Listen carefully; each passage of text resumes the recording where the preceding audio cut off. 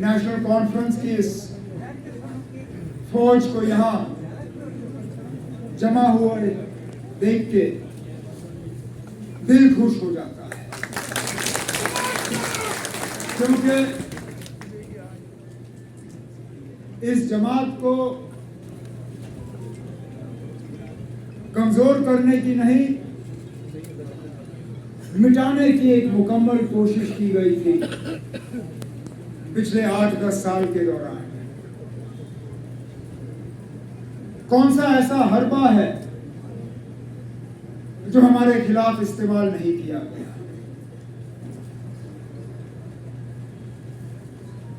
साथियों को डराया गया, धमकाया गया, कुछों को लालच दी गई, कुछों को और झांसे दिए गए। अक्सर बेशतर नेशनल कॉन्फ्रेंस के जो सतून हैं वो जमात के साथ जुड़े रहे। उन्होंने इन साजिशों को कामयाब होने नहीं दिया। उन्होंने इन ताकतों का मुकाबला किया।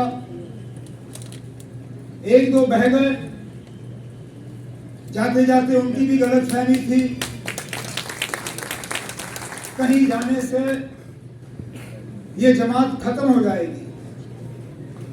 लेकिन बार बार नेशनल कॉन्फ्रेंस जमात और नेशनल कॉन्फ्रेंस के वर्करों ने ये साबित किया है कि ये जमात नेशनल कॉन्फ्रेंस की लीडरों की जमात नहीं है, ये जमात नेशनल कॉन्फ्रेंस के वर्करों की जमात है।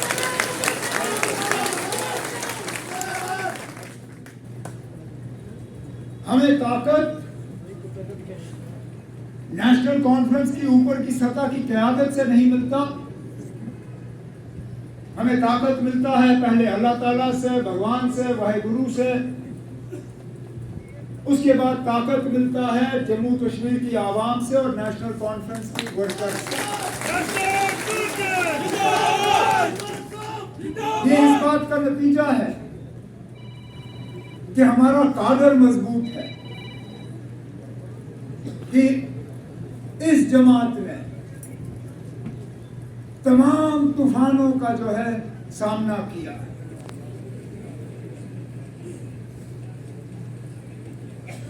वो कहते हैं ना, फनूस बन के जिसकी हिफाजत हवा करे, वो शमा क्या बुझे जिसको रोशन खुदा करे। हमें बुझाने में मुझे बताएं ना, कौन सी कसर बाकी रखी गई थी? लेकिन कोई सोच भी नहीं सकता था कि इलेक्शन के बाद ये नतीजा होगा। और मैं जम्मू कश्मीर के लोगों को आज इस स्टेज के माध्यम से सलाम करना चाहता हूं, जिस तरह उन्होंने अपने वोटों का इस्तेमाल किया और समझदारी से अपने नुमाइंदे चुने। अब क्या हमें और सीटें मिल सकती थी? बिल्कुल। क्या हम उम्मीद कर रहे थे कि इससे ज्यादा हो? शायद अपने से नहीं, लेकिन दूसरों से। लेकिन एक एक सीट जो आज हमारे पास है, मैं उसके लिए दिल की गहराइयों से जम्मू कश्मीर के वोटरों का शुक्रगुजार हूं। और उसके बाद जो इंडिपेंडेंट एमएलए जीत के आए और फौरी तौर बिना कोई शर्त रखे हुए अपने लिए हमारे इस कारवां के साथ जुड़ गए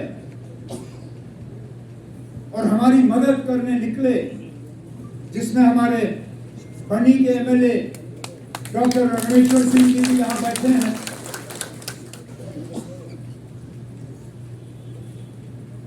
इलेक्शन के बाद जब इनसे मुलाकात हुई, जब बाकियों से मुलाकात हुई, इनमें से एक ने भी अपने लिए नहीं मांगा। जब बात की तो जम्मू कश्मीर के आवाम के हवाले से बात की, अपने असेंबली सेगमेंट के हवाले से बात की, अपने डिस्ट्रिक्ट के हवाले से बात की और कहा कि लोगों के जो मुतालबे हैं, मुश्किलात हैं, उनका अब हल होना चाहिए।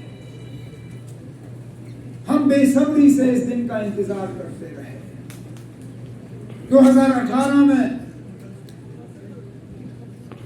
लोगों की चुनी हुई हुकूमत जब चली गई तो तब से लेके आज तक लोगों ने दर-बदर की ठोकरें खाई, मुसीबतों का सामना किया, उनकी आवाज कहीं पहुंची नहीं। मायूसी, परेशानी, दुख, दर्द। लेकिन आज मैं जम्मू कश्मीर के लोगों को ये यकीन दिलाना चाहता हूं कि अब आपकी सुनवाई होगी, आपकी आवाज अंधेरे में गायब नहीं होगी,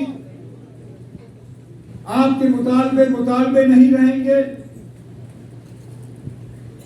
आपके मुश्किलात जो हैं इंशाअल्लाह आगे जाके उन मुश्किलात को हम हल करके ही अपने आप को दोबारा लोगों के सामने पेश करेंगे। इलेक्शन के नतीजे निकले ही नहीं थे कि हमारे कुछ मेहरबान ये शोशा डालना शुरू कर गए थे, जनाब जम्मू का कुछ नहीं होगा, जम्मू को नजरअंदाज किया जाएगा, जम्मू को सजा दी जाएगी कि उन्होंने नेशनल कॉन्फ्रेंस के उम्मीदवार या कांग्रेस के उम्मीदवार को यहां से चुना नहीं। और मैंने पहले दिन से कहा, मैंने कहा यह हुकूमत सबकी होगी, इसमें नुमाइंदे सबके होंगे, इसमें आवाज सबकी होगी और हम खिदमत सिर्फ उन लोगों की नहीं करेंगे जिन्होंने नेशनल कॉन्फ्रेंस या अलायंस को वोट दिए। हम अगर खिदमत करेंगे तो पूरे जम्मू कश्मीर की आवाम की खिदमत करेंगे।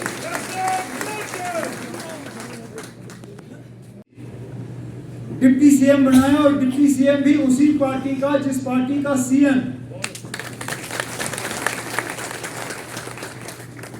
ये उन लोगों के लिए जवाब है जो पिछले इलेक्शन में नेशनल कॉन्फ्रेंस के खिलाफ उंगली उठा के कहते थे कि ये मुसलमानों की पार्टी है, इस पार्टी में मुसलमानों के अलावा किसी के लिए जगह नहीं, कहते थे ये कश्मीरियों की जमात है, यहां जम्मू का कोई नहीं होगा, कहते थे ये खानदानी राज वाले लोग हैं, इनको खानदान के अलावा कुछ दिखता नहीं। जब डिप्टी सीएम बनाना था, जम्मू से बनाया, हिंदू बनाया और मेरे खानदान से उसका कोई लेना देना नहीं है।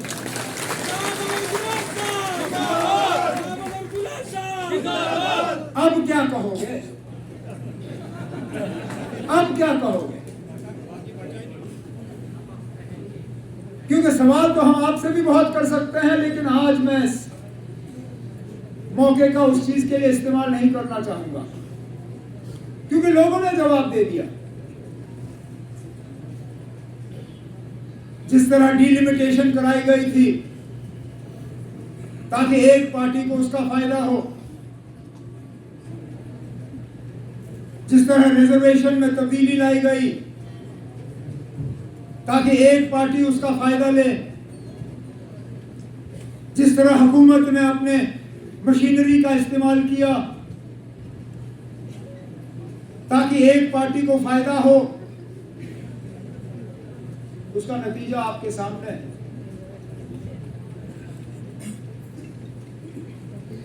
मतलब ये कि ये तमाम हरबे जो हैं ये आपको इलेक्शन तक पहुंचा सकती हैं, लेकिन इलेक्शन जितवा नहीं सकती हैं।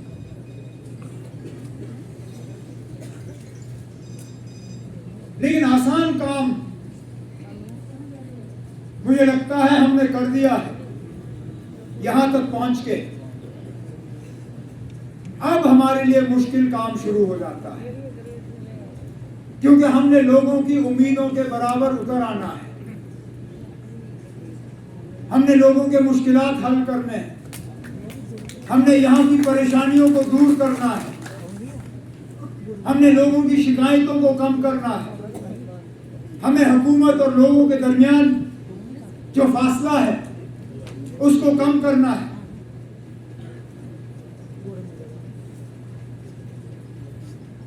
अब सगोत्रा साहब ने अपनी तकरीर में जम्मू के हवाले से बहुत सी बातें की कि ये भी मुद्दा है, ये भी है, जो लोग इस बात पे नाराज हैं, उस बात पे नाराज हैं।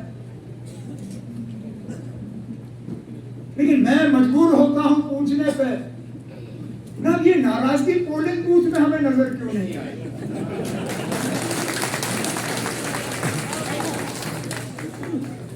कश्मीर के लोग भी नाराज थे, लेकिन अपनी नाराजगी का इजहार वोट के जरिए किया। चिनाब में भी लोग नाराज थे, वोट के जरिए इजहार किया। रजौरी पुंछ में भी नाराज थे। डिलिमिटेशन, रिजर्वेशन, सब चीजों को एक तरफ रख के वोट के जरिए अपनी नाराजगी को वहां पे दर्ज किया।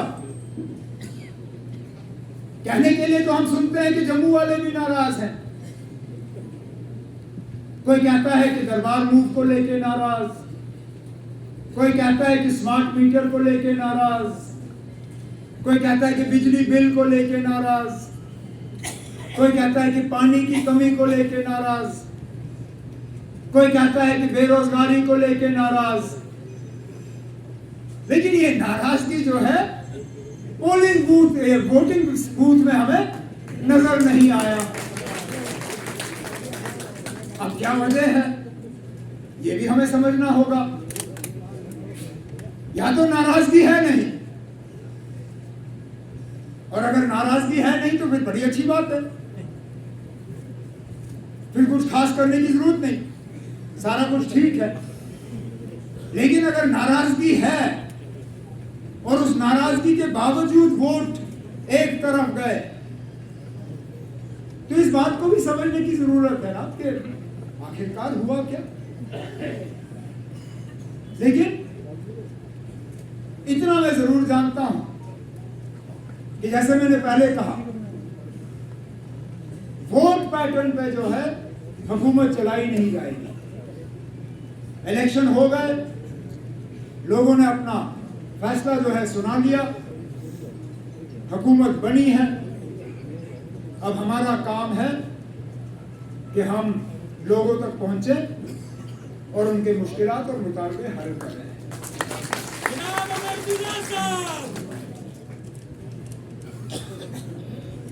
हमारे पार्टी के वर्करों की भी बहुत उम्मीदें हैं। 10 साल हो गए ना अब आपको सेक्रेटरीट गए हुए, 10 साल हो गए आपको किसी डीसी के दफ्तर में गए हुए। मेरी सिर्फ आपसे मोहतबाना गुजारिश है कि फर्स्ट डे फर्स्ट शो मत करना ना। 5 साल हैं हमारे पास, 1-2 हफ्ते अफसरों को भी थोड़ी आदत डालने दीजिए कि अब लोगों की चुनी हुई हुकूमत आ गई है।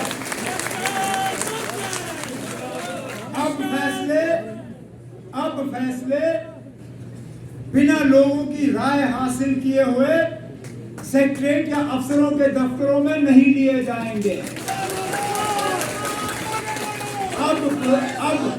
अब प्रोजेक्ट बनेंगे,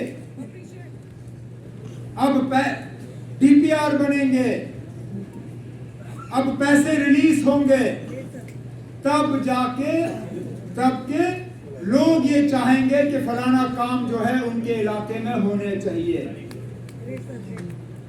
मैंने पहले ही सेक्रेटरीट में अफसरों से कहा हुआ है कि खासकर जो पंचायतों के प्रोजेक्ट बने इस साल, जो ब्लॉक के बने, जो डीडीसी के बने, जिनमें लोगों के नुमाइंदों की राय नहीं ली गई, चाहे वो डिस्ट्रिक्ट के लेवल पे हमारे चेयरपर्सन शमशाद शान क्यों ना हो, पूजा ठाकुर जी क्यों ना हो, बाकी क्यों ना हो,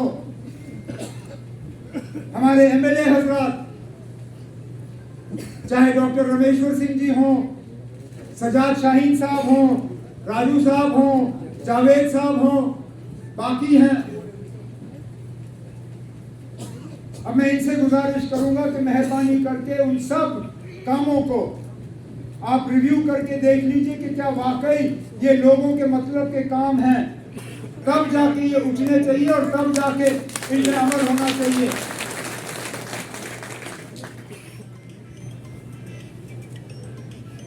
लोगों के साथ हमारा तालमेल टूटना नहीं चाहिए। हुकूमत में सबसे बड़ा खतरा ये रहता है कि हुक्मरान और जो वोटर हैं उनके दरमियान फासला बढ़ जाता है। हम जो चुन के आए हैं, हमारा फर्ज बनता है कि हम इस फासले को कम करें। और मैंने ये तय किया है कि जहां जहां कहीं पे भी सरकारी कोई फंक्शन होगा, वहां पे अलग मैं अपने तंजीम के साथियों को कहूंगा कि वहां पे आए, जमा हों, और मैं उनके लिए अलग वक्त मुकर्रर करूंगा।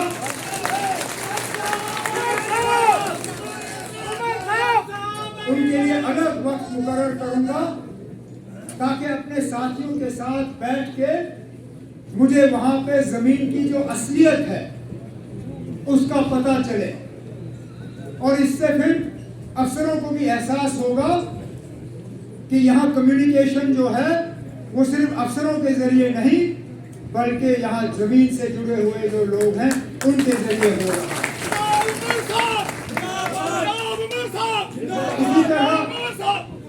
इसी तरह मैं अपने मीडिया के साथियों को ये यकीन दिलाना चाहूंगा कि मेरी हुकूमत के तरफ से आपके साथ कोई सख्ती नहीं होगी, कोई नाइंसाफी नहीं होगी। आपको इस बात की सजा नहीं मिलेगी कि आप मेरे खिलाफ कुछ लिखोगे। हालांकि मैं जानता हूं पढ़ना मेरे लिए मुश्किल होगा, मैं शायद पढ़ना या देखना पसंद भी नहीं करूंगा, लेकिन जमहूरियत में हम जमहूरियत को मजबूत कर नहीं पाएंगे अगर कि हम मीडिया को जो है अपना काम करने की इजाजत ना दें। मैं जानता हूं बहुत से ऐसे हमारे प्रेस के साथी हैं जिनके एक्रेडिटेशन या रजिस्ट्रेशन में अड़चनें डाली गई हैं, रुकावटें डाली गई हैं। इनके रजिस्ट्रेशन और वो प्रेस कार्ड जो है वो इनको नहीं मिले। आहिस्ता आहिस्ता इस चीज़ को दुरुस्त किया जाएगा और आपकी इंस्टीट्यूशन को जो है हम स्ट्रेंथन करेंगे। लेकिन थोड़ा सा आप रहम करिएगा, जहां हमारे काम ठीक नहीं होंगे वहां पे आप ज़रूर हमारे कान खींचिएगा, लेकिन जहां पे अच्छे काम होंगे वहां पे दो लफ्ज़ तारीफ के भी अगर आप लिखें तो गनीमत होगी।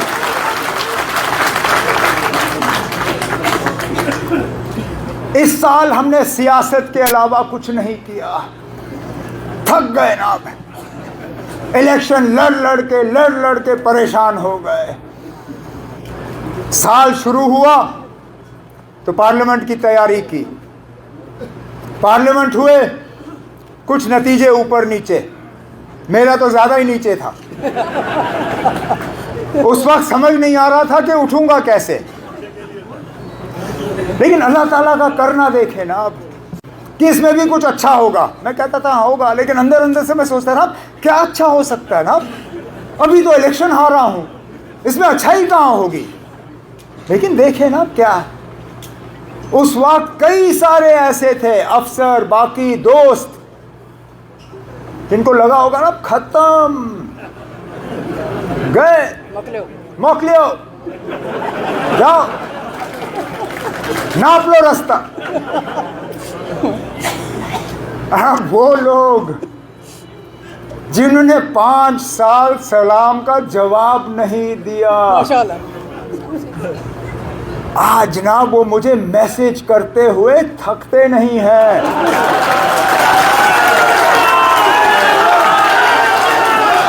मैं कहता हूं ना, कुदरत भी क्या चीज है। 5 साल एक मैसेज भी नहीं कि जनाब आप ठीक हो, जिंदा हो, हम क्या कुछ आपके लिए कर सकते हैं या नहीं। अब मैं सुबह उठता हूं तो गुड मॉर्निंग सर, 1 बजे फोन देखता हूं तो सर लंच के लिए क्या खाया, 8 बजे फोन देखता हूं सर डिनर में क्या था, आपके लिए कुछ भेजूं तो नहीं, और 10 बजे रात को गुड नाइट सर, प्लीज अच्छे से सो जाइए।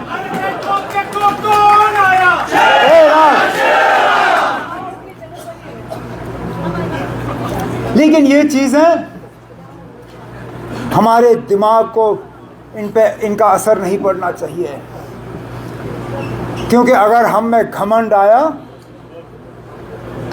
अगर हमें ये लगा कि हम अब बहुत बड़े 30 मार खान हैं और बस हम ही हम हैं और कोई नहीं है, जिस तरह लोगों ने आज हमें मौका दिया, खुदा ना खास्ता अगली बार लोग हमें सज़ा देंगे। तो पहले दिन से हमें ये तय करना है कि हम इस हुकूमत का गलत इस्तेमाल नहीं करेंगे, हम इस हुकूमत का अपने ऐशो आराम के लिए इस्तेमाल नहीं करेंगे। ये हुकूमत हमारे लिए नहीं है, हम खिदमतगार हैं, मालिक नहीं। मालिक जम्मू कश्मीर की जनता है, हम उनके खादिम हैं।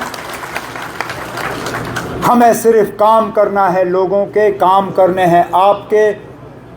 और मैं इसी बात पे अपनी तकरीर जो है ख़त्म करूँगा